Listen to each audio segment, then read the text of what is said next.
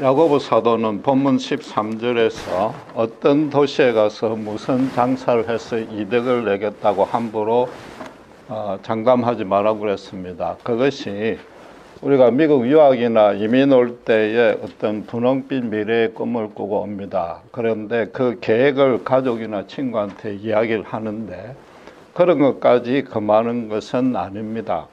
16절에 허탄한 자랑을 하지 말라고 그랬습니다. 그러니까 흔히들 내가 장사해서 성공하지 못하면 손에 장을 지지겠다든지 내 성실을 갈겠다든지 그런 식으로 맹세를 하지 말라는 거죠. 신자라도 반드시 현실적인 실력을 갖춰야 됩니다. 정보도 많이 수집하고 계획도 정밀하게 짜서 어떤 성공에 대한 자신감을 가지는 것까지는 얼마든지 좋은 일입니다. 그래야 됩니다. 그러나 남들 앞에 떵떵 큰 소리 치는 것은 그 장래 일을 감히 인간인 주제에 자기가 주도할 수 있다는 뜻인 거죠. 그러니까 예수님이 산상수 마태복음 5장 33절에서 37절에도 여러분 알다시피 도무지 맹세하지 말라. 대신에 옳다 그러다만 분명히 하란 말이죠. 이에 지나가는 것은 악이라고까지 말씀하셨습니다. 왜냐하면 인간이 자기 능력으로 머리카락 하나 검게 할 수 없기 때문이라고 했고 야고보 사도도 지금 16절에 허탄하게 자랑하는 것은 다 악이라고 그랬습니다. 거기다가 야고보 사도는 14절에 우리의 생명이란 것은 잠시 보이다가 없어지는 안개와 같다는 거죠. 하나님이 언제 우리의 생명을 거두갈지 모릅니다. 그러니까 인간이 하나님 앞에 취해야 할 태도는 딱 하나입니다. 처음부터 끝까지 겸손하게 하나님 앞에 엎드려야 되는 거죠. 자신감을 갖고 계획을 짜서 수행할지라도 열심히 그 일을 해야 됩니다. 그렇지만 15절의 말씀대로 이 계획이 주님의 뜻이 아니라면은 내 뜻대로가 아닌 주님 뜻대로 이끌어 달라고 기도를 하면서 그래야 되는 거죠. 예수님도 겟세마네 동산에서 그랬지 않습니까? 그러니까 만약에 하나님의 뜻이 아니라면 하나님이 분명히 수정할 수도 있고 취소시킬 수도 있는데 그것까지 수용하고 순종하겠다는 자세로 살아야 되는 거죠.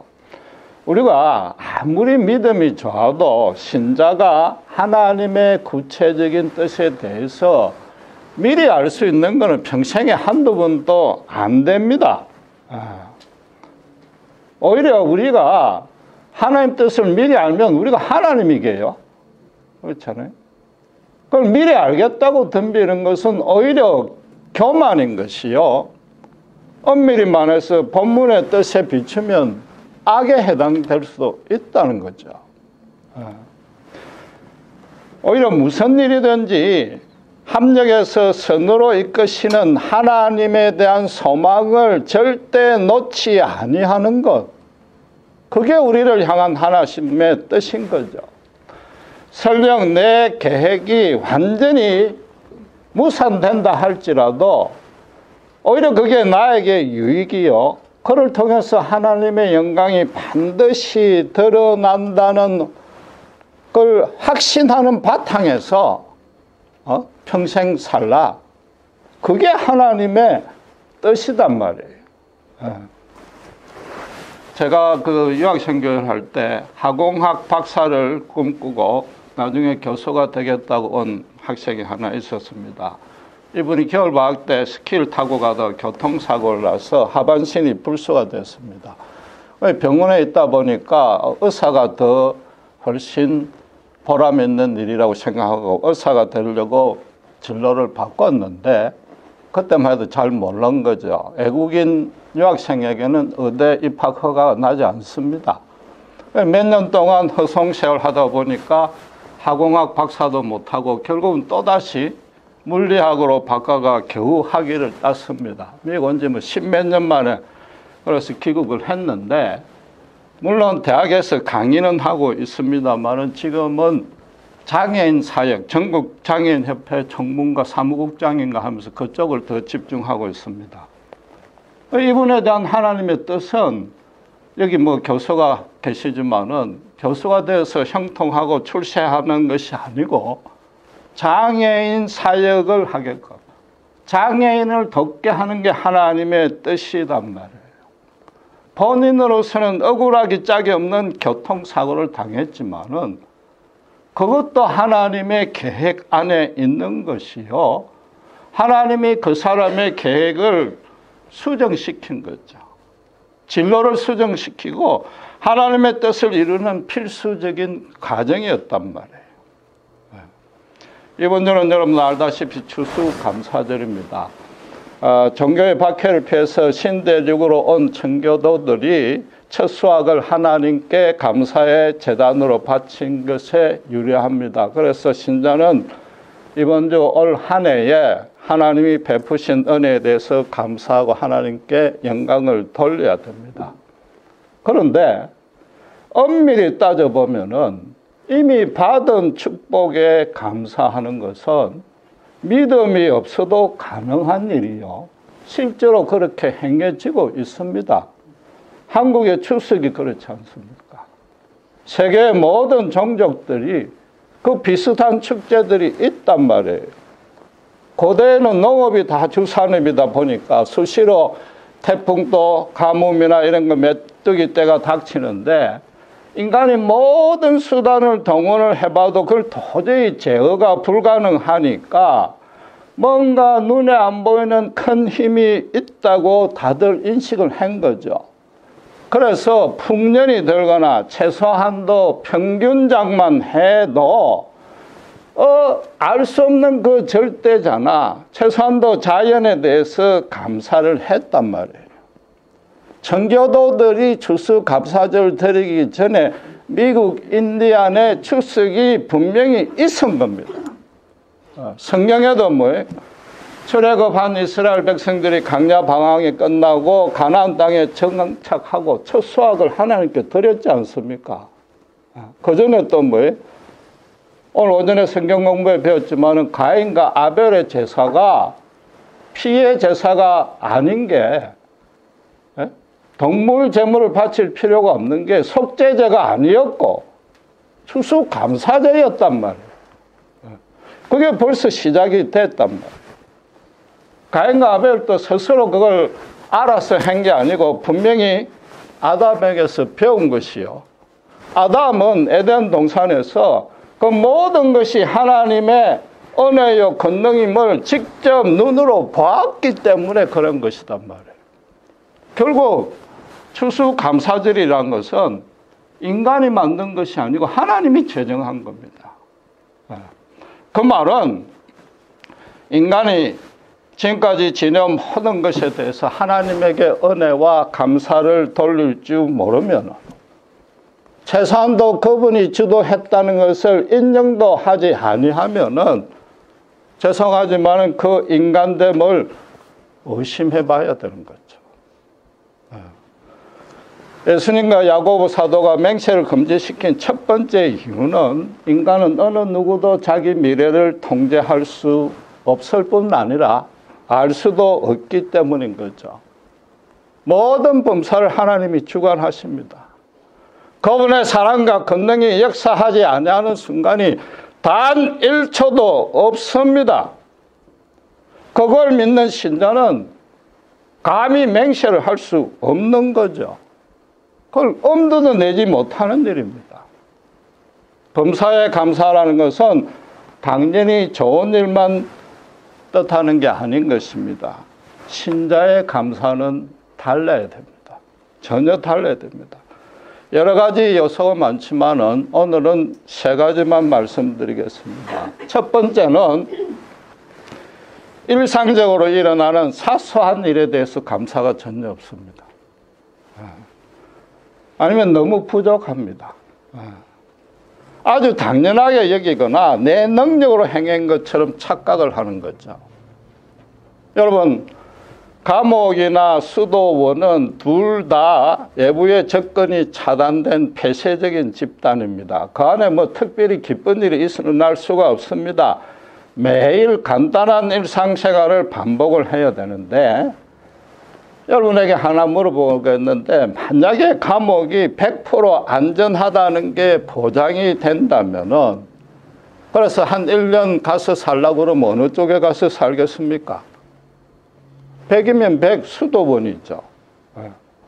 수도원은 매일매일 해야 될 과제가 있고, 그걸 안 하면 그 안에 형벌도 있고, 감옥은 솔직히 이야기하면은 하루 종일 놀고 먹기만 해도 되는데도 수도원을 택할 것이란 말이에요.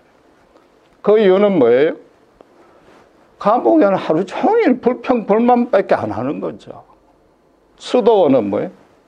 감사로 하루를 시작해서 감사로 하루를 마치는 거죠. 최소한도 그런 훈련을 하는 것이단 말이에요. 그렇다고 여러분들은 종교를 가져라, 하나님이 더 중요하다, 그런 단순한 뜻이 아니라 더 중요한 이유는, 감옥에서는 놀고 먹을 수 있지만은 수도원에 또 몸이 건조한 일상이 반복이 되지만은 수도는 뭐예요? 그 사소한 일이라도 할 게 있단 말이에요. 노동이라도 한단 말이에요. 매일 성경을 볼 수 있단 말이에요. 그 사소한 일에 감사할 수 있는 데가 수도원이란 말이에요. 여러분, 일상적인 일에 감사를 하지 않는다는 뜻은 하나님에게 대박의 은혜만 기대하는 거고, 하나님을 찾는 이유도 그것뿐이니까 크고 급한 일이 아니면 하나님께 기도 안 하고 말씀 안 보는 거죠. 인간의 생명을 유지할 수 있는 공기나 물이나 햇빛이나 음식이나 인간이 계획하고 조성한 것 단 하나 없습니다.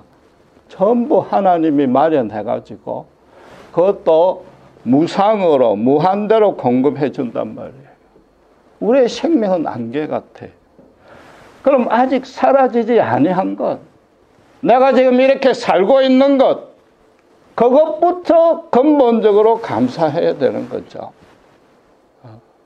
매일의 삶에 우리가 깨달을 수는 없지만 신자가 되고 나면은 수도 없는 위험에서 하나님이 지켜 보호해 주십니다. 성령이 우리 전후 좌우를 두르셔서 허감의 세력이나 세상의 제약에 넘어지지 아니하도록 붙들어 주십니다. 여러분, 가정이나 직장에서 매일 반복되는 일 중에 하나님의 일이 아닌 게 단 하나 없습니다. 하나님의 일이라면 우리 눈에는 아무리 작아 보여도 그분에게는 무지무지하게 큰 일입니다. 큰 일이 아닌 일이 단 하나 없단 말이에요.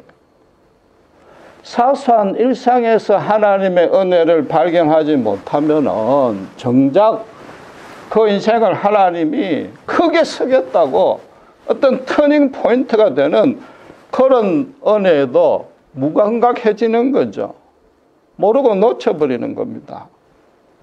여러분, 이번 추수감사절만큼은 받은 복을 헤아리지 마시고, 여러분 평소에 지나쳤던 일상사에 대해서부터 먼저 감사하세요. 내 가정과 내 직장, 내 교회, 내 성도들에 대해서 감사하시란 말이에요. 모든 일을 하나님이 주관하신다면 현재의 고난도 당연히 그분이 주관하시는 것이요, 그 안에 그분의 뜻이 있습니다. 신자가 해야 될 참된 감사 두 번째는 고난 중에 감사하셔야 됩니다. 벤자민 에어라는 미국 선교사가 레바논의 인질로 잡혔습니다. 서방 세계에 이미 체포된 테러리스트와 이제 교환을 하려고 그렇게 잡혔는데 16개월 동안 감옥에서 부진 고생하다 풀려나왔습니다. 그래서 기자들이 어떻게 그 지루한 일상생활을 보낼 수 있었는가, 또 언제 죽을지 모르는 그 절망감을 어떻게 이겼습니까? 라고 물었습니다. 그랬더니 이분이 제가 받은 축복을 헤아려 봤습니다. 그래서 이겼습니다 했는데 이분 뜻이 잡히기 전에 받았던 축복을 해상했다는 뜻이 아니었습니다. 감옥 안에 고생하는 중에 받은 축복인데 어떤 날은 따뜻한 물로 샤워할 수 있어서 너무 감사했고 어떤 날은 고기를 먹을 수 있어서 감사했고 그보다 더 감사한 것은 가족과 친구와 교인들이 지금도 나를 사랑해서 계속해서 기도하면서 기다리고 있다는 그 사실을 붙들고 그게 너무 감사해서 이길 수 있었다고 그러는 거죠. 여러분 고난 중에 억지로 감사거리를 찾거나 부정적인 생각을 긍정적으로 바꿔봐야 그건 잠깐뿐입니다. 속에서 저절로 우러나오는 감사가 아니면 절대 지속될 수 없습니다. 여러분 그 열악한 환경에서 따뜻한 물로 샤워하고 고기 음식을 먹었으면 뭐 당연히 내라도 감사할 수 있겠지. 그게 뭐 중요한가? 절대 그렇게 우습게 볼 일이 아닙니다. 온도가 왜 이래 차고 고기가 왜 이래 저지를 쳐서 평소에 일상생활에 감사가 몸에 안 밴 사람은 여전히 불평하게 된단 말이에요. 가족과 전 세계 지인들과 교인들이 그 많은 사람들이 간절하게 기도하고 있는데도 풀려나지 않고 계속 억류되어 있으니까 이 선교사는 그 중에도 하나님의 뜻이 있다고 확신한 거죠. 수시로 전 세계 뉴스가 보도되면은 테러에 대한 경각심이 고취될 것이고 자기를 파송한 교회나 선교기관에 기도에 불이 붙을 것이고 그런 일에 자기가 하나님의 도구로 쓰이고 있다는 것을 감사했을 것이란 말이에요. 여러분 제 이야기를 해서 죄송하지만은 제가 유타교에서 암에 수술되고 회복되는 과정 가운데 그 유학생 교회가 크게 부흥했습니다. 교인들의 숫자가 늘어났다는 얘기가 아닙니다. 한 마음으로 기도와 말씀에 막 전무를 했습니다. 그 가난한 학생들이 돈을 모아가 예배당, 자체 예배당을 구입을 했습니다. 건물이 있어야 된다는 뜻이 아니라 그만큼 우리가 같이 말씀을 배우고 사랑으로 섬기고 함께 기도하는 그 공동체가 얼마나 귀한지 온전히 한 마음이 되었단 말이에요. 그런 부흥이 일어났단 말이에요. 저는 몸이 아파 누워있는데 여러분 좋은 일에 하나님을 인정하고 감사하는 것은 처음 믿는 초보자도 가능한 겁니다. 또 처음 믿고 나면은 유난히 그때는 은혜를 많이 부어주는데 그건 뭐야? 하나님이 살아계시고 하나님이 너를 아름답게 통치하고 있다는 것을 확신시켜 주려고 그러는 거죠. 그러나 신자의 믿음과 인격이 정말로 아름답고 진실하고 선하게 성장되고 변화되는 것은 그 유일한 길은 사실은 고난뿐입니다. 고난뿐입니다. 실제로 그 고난 가운데도 더 엄하고 은혜로가 풍성하게 숨겨져 있습니다. 오늘 정기성 형제가 없으니까 제가 여기서 제일 나이 많은 사람이 되는데 지금까지 수도 없는 고난을 겪어봤습니다. 결론은 그겁니다. 버킹검이 아니라. 불만을 억지로 참거나 긍정적인 생각으로 바꾸는 건 그건 마인드 컨트롤이지 그건 믿음이 아니란 말이에요. 거기다가 그걸 끝까지 참고 나면 어떻게 됩니까? 자기도 모르게 이게 자기 공로가 돼가지고 하나님에게 자꾸 뭔가 보상해달라고 요구를 하게 된단 말이에요. 인간은 그런 존재입니다. 그런데 그런 사이에 어떻게 믿음과 인격이 자랄 수 있느냔 말이에요. 안 되는 겁니다. 틀림없이 이 벤자민 선교사의 아내도 지금 남편이 없으니까 살기 힘들다는 편지를 절대 보내지 아니했을 겁니다. 남편을 위해서 쉬지 않고 기도를 했을 겁니다. 그런 가운데 완전히 그렇게 멀리 떨어져 있는데도 부부의 사랑은 더 견고해졌을 것이고 각자의 영혼에 예수님의 사랑이 충만해졌을 겁니다. 감옥 안에 있는 선교사도 그 멀리 떨어져 있는 아내의 사랑을 확신했을 겁니다. 예수님이 나를 온전히 붙들고 있다는데 전혀 흔들림이 없었을 겁니다. 고난을 허락하는 가운데 하나님의 완전하고 거룩한 뜻을 우리 모두는 당장에 모를 수는 있으나 반드시 드러납니다. 고난이 힘들고 불편해서 그게 감사하기 힘들지만은 그래도 이 고난을 누가 주관하느냐? 그분, 하나님 그분을 보고는 감사할 수 있어야 신자의 두 번째 참 감사단 말이에요. 야고보 사도는 생명이 안개 같다고 그랬습니다. 내일 일은 하나님이 절대적으로 주관하신다는 것이고 내일의 성공 여부도 하나님의 손에만 달렸다는 겁니다. 그 말은 개인적으로 따지면은 내일이 있다는 게 그냥 당연한 일이 절대 아니라는 뜻이죠. 개인적으로는 그런 겁니다. 아침에 눈을 뜰 때 새날을 주심에 감사하고 저녁에 누워 잘 때 오늘 또 평강을 주심에 감사합니다 하는 거는 솔직히 이야기하면은 불신자도 그렇게 합니다. 신자의 참 감사에서 세 번째이자 가장 중요한 감사는 바로 이겁니다. 저녁에 누워 잘 때 내일 새날 주실 것을 믿고 미리 감사하는 거다. 거기다가 뭘? 오늘은 어제보다 훨씬 더 좋았습니다. 그래서 내일 또 오늘보다 더 활기차고 아름답고 풍성하고 거룩하게 이끄실 줄 믿습니다. 단 한치도 의심하지 않습니다. 그 감사를 하셔야죠. 내 계획과 내 미래 소망이 비록 내가 세웠을지라도 하나님이 그걸 아름답게 가꾸어 주실 것을 기대하셔야 돼요. 거기다가 하나님이 내게 주신 내만의 소명이 있다면 이건 무조건 반드시 이루어 주실 것 아니에요. 거기에 대해서 감사를 하셔야죠. 설레야지. 기대해야죠.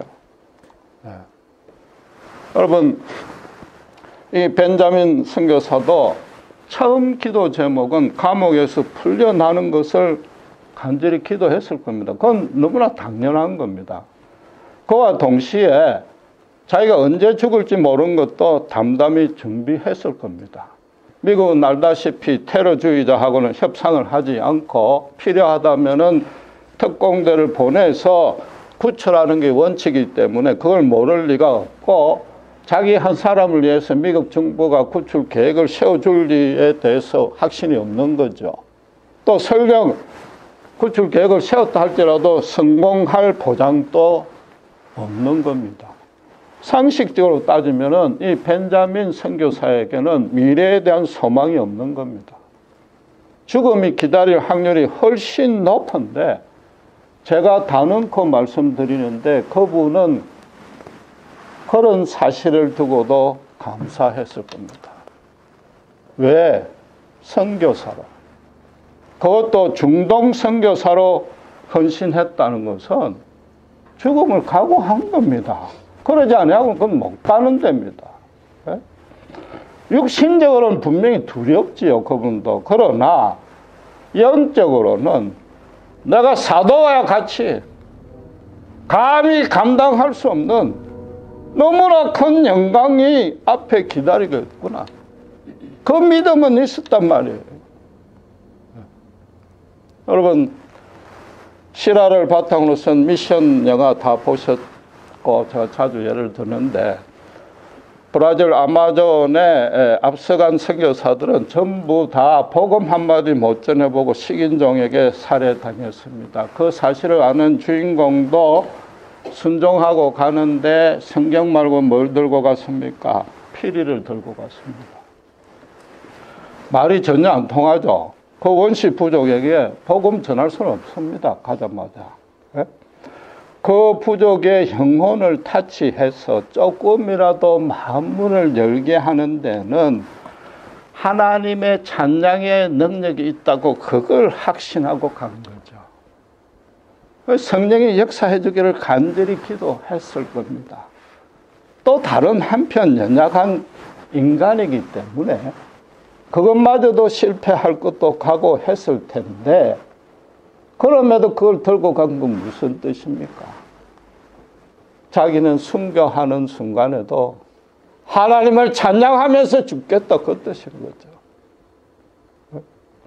자기 장례식의 찬송을 자기가 연주할 계획으로 그래 갔단 말이에요. 여러분 미래에 대해서 감사하셔야 돼요. 내일을 찬양으로 준비하셔야 돼요. 그게 참 감사입니다. 그게 감사의 절정이요 완성인 것입니다. 이번 천수감사절만큼은 내년에 대해서 제가 항상 강조하지만은 30년, 40년의 미래에 대해서 그게 하나님의 완전하고 거룩한 손에 붙들려 있다는 사실에 여러분 감사하셔야 된단 말이에요. 그게 한치의 오차 없이 그분의 섭리대로 그분의 주권대로 특별히 내 인생에 주신 그분의 소명은 그분께서 나를 한 걸음 한 걸음 인도해서 반드시 이룰 것에 대해서 감사하시란 말이에요. 아무리 내가 계획하고 내 스스로 소망했던 거라도 이미 그런 마음과 소망을 주시는 그 안에도 하나님이 이미 간섭하신 겁니다. 혹시라도 우리가 무지하고 어리석어서 잘못된 계획이 되었을지라도 하나님은 그걸 어떻게 더 좋게 바꿔주시는 거죠. 결말은 반드시 우리로 하여금 그분에게 감사와 찬양을 돌리게 만들어 주시는 겁니다. 여러분 맹세가 내일 일이 맹세할 대상은 절대 안 되고 대신에 뭐예요? 전지전능하신 그분에게 내보다 나를 더 잘 아시는 그분에게 그분을 완전히 신뢰하면서 기도하면서 그분에게 맡겨야 될 게 내일인 것이고 한 걸음 더 나아가서 바로 그 내일을 감사하고 찬양하셔야 된단 말이에요. 여러분 바울과 실라가 빌립보에서 복음을 전하다가 감옥에 갇혔습니다. 손발이 쇠사슬에 묶였습니다. 로마 지하 감옥은 춥고 축축하고 더럽고 습기가 차고 그런데 그 가운데도 한밤중에 일어나서 하나님에 대한 찬미를 시작했습니다. 그 첫째 이유는 자기들이 예수님의 이름 때문에 세상에서 핍박받는 신분이 된 것 그 자체에 대해서 감사한 거죠. 그때 그 당시에 그들은 핍박이 일상적인 일이었단 말이에요. 그 일상적인 일에 대해서 감사한 거죠. 그날 낮에 점치는 여종에게 십자가 예수 복음을 전해서 그 능력으로 귀신을 쫓아냈습니다. 그 빌립보 지역에 예수님의 이름이 높아진 것에 대해서 감사했단 말이에요. 그 일로 인해서 감옥에 갇혔다면 그 또한 하나님의 뜻과 계획인 것이고 감옥에 갇혀있는 가운데도 분명히 하나님의 계획이 있을 줄 믿고 일어나서 감사한 거죠.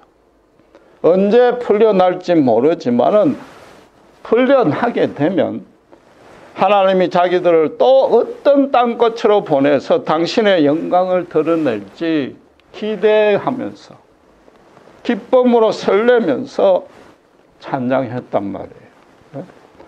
그러자 알다시피 지진이 일어나서 착고가 풀리고 옥문이 열렸습니다. 그 모습을 보고 두려워하는 간수장 앞에 바울이 어떻게 선포했습니까? 주 예수를 믿으라. 그럼 너와 너 온 집이 구원을 얻으리라. 그 단순한 복음 한마디에 그 하나님의 생명의 말씀에 성령이 역사해서 그 간수장이 그 앞에 꿇어 엎드렸잖아요. 그와 그 혼집이 구원을 받고 빌립보 교회를 세우는 역사가 일어났지 않습니까? 여러분, 정교인 성경 공부 때 제가 한번 말씀드렸지만, 인간은 과거는 물론이고 현재도 살 수 없는 존재입니다. 무슨 일이 일어났든지 무슨 생각을 했든지 인간이 스스로 그걸 인지하는 순간 이미 과거가 되어버렸단 말이에요. 지구가 자전하는 속도만큼 그 무시무시한 속도로 미래가 단 한 번도 지체하지 않고 후퇴하지 아니하고 계속 인간에게 닥친단 말이에요. 인간은 결국은 미래를 살 수밖에 없는 존재인 거죠. 그 미래, 그게 인생 자체단 말이에요. 과거에 일어난 일, 좋은 일은 사실은 잊어버려야 돼. 좋은 일이든 나쁜 일이든. 물론 힘들 때 좋은 일을 회상해서 위로는 되지만은 반면에 또 어떻게 됩니까? 자꾸 비교가 되니까 불평불만이 또 생기는 거죠. 인생은 미래단 말이에요. 그 미래 자체에 대해서 믿음과 계획과 소망도 없이 그저 불안 염려에 휩싸여 가지고 끌려다니면 그 결론은 또다시 버킹검이 아니고 실패인 거죠. 실패. 신자가 되었다는 뜻이 뭐예요? 미래를 설렘으로, 기쁨으로 하나님께 감사하며 온전히 맡기며 살 수 있는 자가 되었다는 게 신자단 말이에요. 제가 처음 드린 말씀이 아니고 우리 믿음의 조상인 아브라함이 어떻게 됐어요? 갈 바 모르지만 완전히 맡기고 간 그 사람이 우리 믿음의 조상이잖아요. 지금 당장 하나님의 계획과 뜻을 모르지만 하나님이 내 손을 붙들고 이끌고 있다는 그 확신을 가지고 기쁨으로 미래를 감사하고 찬양할 수 있는 것, 최소한도 불안하지 아니하고 평강을 유지할 수 있는 것, 그게 믿음의 실력이단 말이에요. 그런데 이 본문에서 보면은 미래를 장담하지 말라는 의미는 쉽게 납득이 됩니다. 그런데 결론적으로 17절에 사람이 선행을 할 줄을 알고도 행하지 아니하면 죄라고 뭔가 뜬금없는 결론이 나옵니다. 그게 하나님의 뜻에 따라 선하게 살라는 정도의 뜻인 줄은 분명히 알겠는데 그게 맹세하지 말라는 앞에 본론과 대체 무슨 관련이 있느냐? 그건 여러분 요셉의 경우를 보면 압니다. 요셉이 천신만고 끝에 애굽에 팔려가서 억울한 누명을 겪고 감옥에 갇힙니다. 감옥에 갇혔을 그때 그의 소망도 어서 빨리 누명을 벗고 풀려나서 고향으로 돌아가 야곱 아버지를 봐야지 하는 그 생각뿐이지요. 그때는 그가 애굽 총리가 되거나 기근을 해결하거나 더 나아가 예수님의 예표가 되리라고는 꿈도 꾸지 못한 거죠. 말하자면 요셉도 미래에 대해서 기도만 했지 감사까지는 전혀 못했고 미래를 뭔가 설렘으로 기대도 전혀 하지 못했단 말이에요. 그러나 요셉은 뭐 시대장의 집에서나 감옥 안에서나 범사의 하나님과 동행하는 자답게 정직하게 성실하게 실력 있게 의롭게 살았단 말이에요. 그래서 결국은 석방이 되고 애굽 총리가 되고 기근을 해결을 했는데 그게 하나님이 착하게 살한 게 보상이 아니었단 말이죠. 왜? 요셉 인생에 하나님이 창세전부터 계획을 세워놨고 그랬으니까 어렸을 때 꿈까지 꾼 거 아니에요. 요셉을 시련과 연단을 통과시키고 믿음이 성숙이 된 이후에 인격도 갖춰진 이후에 그 계획을 이제 하나씩 하나씩 이루어 나간 결과였단 말이에요. 요셉 본인도 총리가 되고 난 뒤에야 비로소 내 인생이 어렸을 때 꾼 꿈 그대로 하나님의 계획대로 이루어 나가는구나 비로소 깨닫고, 그러므로 해서 그도 이제 미래에 대한 소망이 생기고, 말하자면 미래에 대해서 감사하면서 설렐 수 있었던 일이 그때부터 가능했단 말이에요. 우리도 마찬가지인 거예요. 우리가 지금 참감사 3가지를 했지만은 미래에 대한 감사 못해요. 고난중에 감사는 더 못하고 사소한 일에 대한 감사 다 잊고 산단 말이에요. 내 미래가 하나님의 손에 잡혀 있다는 것도 잊어버리고, 심지어 하나님이 내게 주신 소명이 뭔지도 아직 찾고 있는 사람도 있을 것이며, 저부터도 물론 저에게 주신 하나님의 소명은 분명히 알고 그 계획도 붙들고 있지만은 눈에 보이는 여건이 힘들어지면 의심과 불신이 생깁니다. 기도하고 말씀을 한창 보고 난 뒤에야 겨우 평강을 회복하는 수준밖에 안 된단 말이에요. 다시 소망을 붙들게 되는 거죠. 그러니까 예수님이 뭐라고요? 너희는 예 아니면 아니요 하란 말이에요. 야고보는 뭐예요? 살기도 하고 죽기도 해란 말이에요.